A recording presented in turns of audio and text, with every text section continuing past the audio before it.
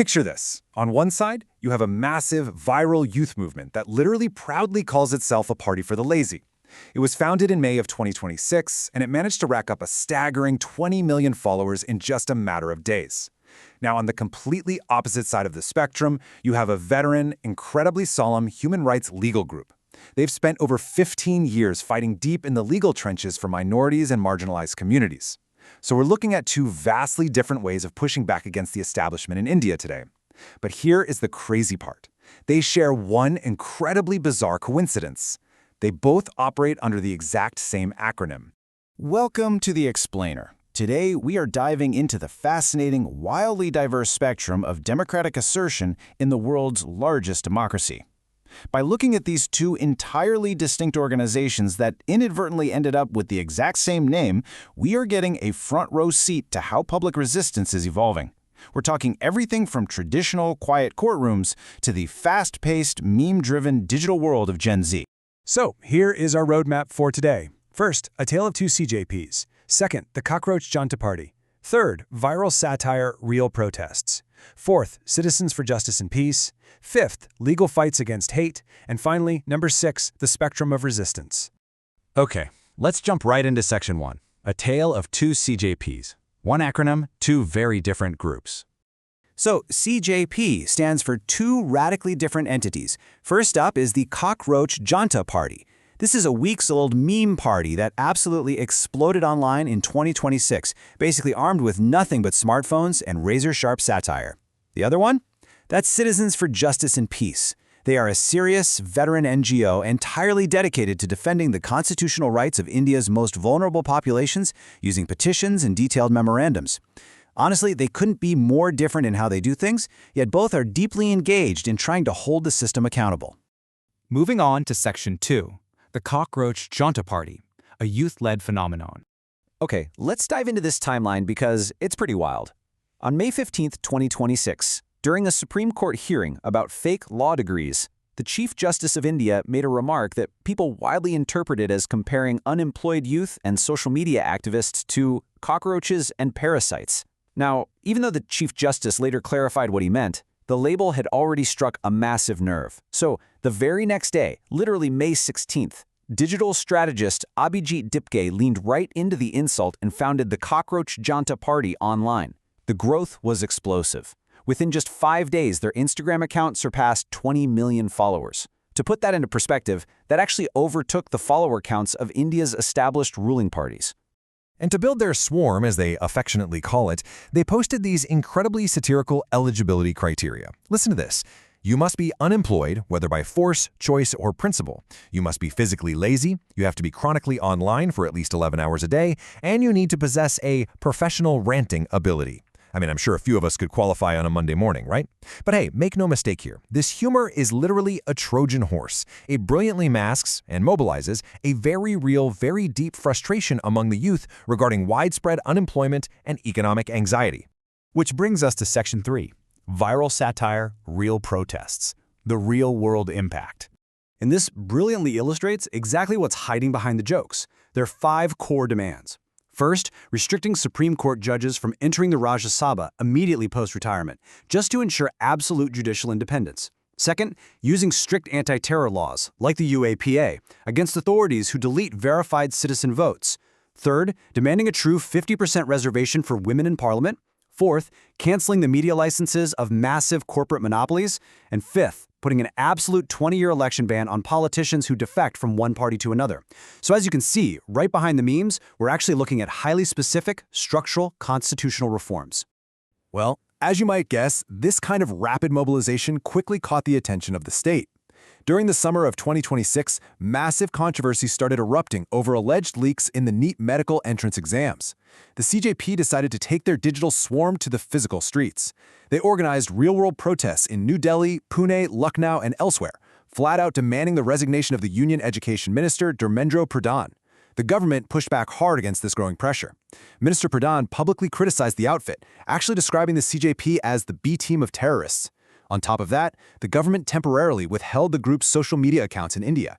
In response, the founder of the CJP, Abhijit Dipke, fired right back during a protest at Jantar Mantar.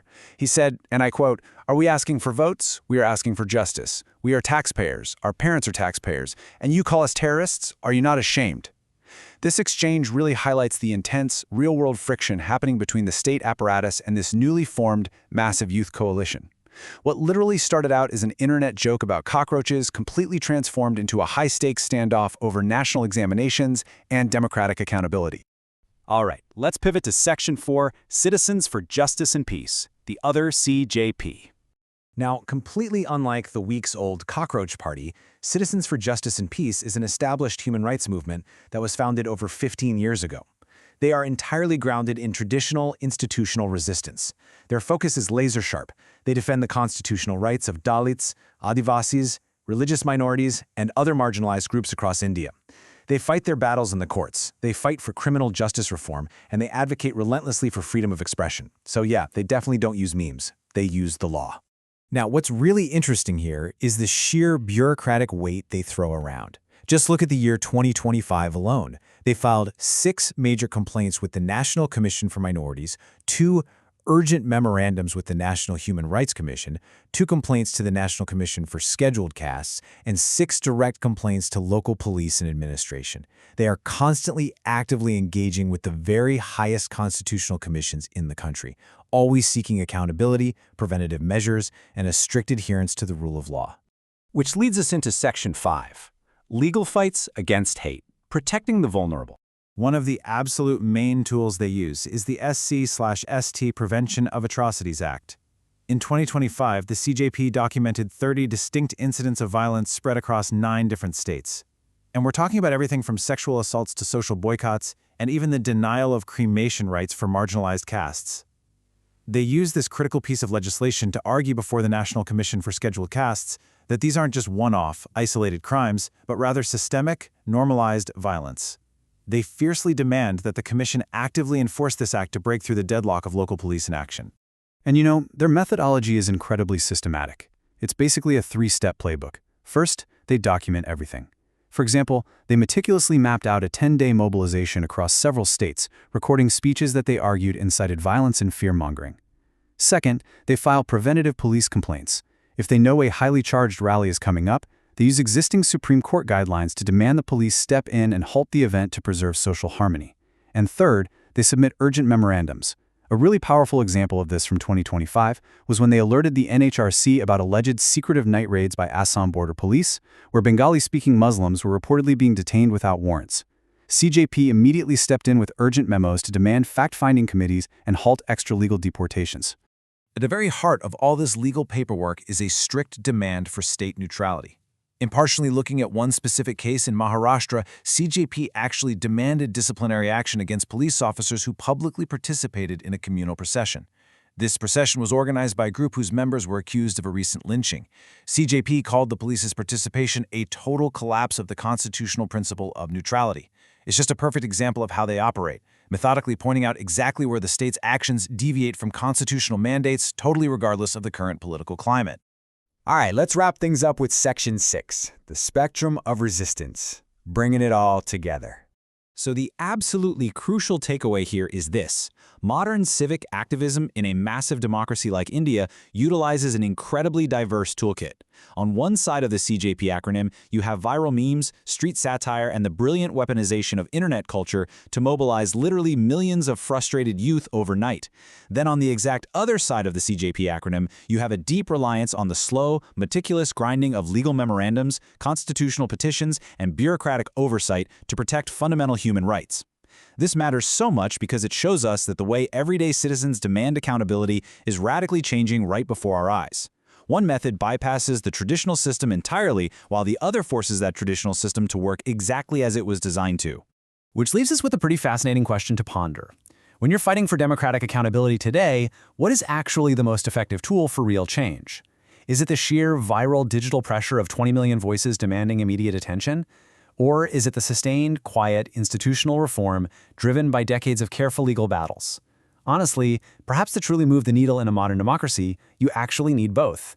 Thank you so much for joining me for this explainer. Keep asking questions, and I'll see you next time.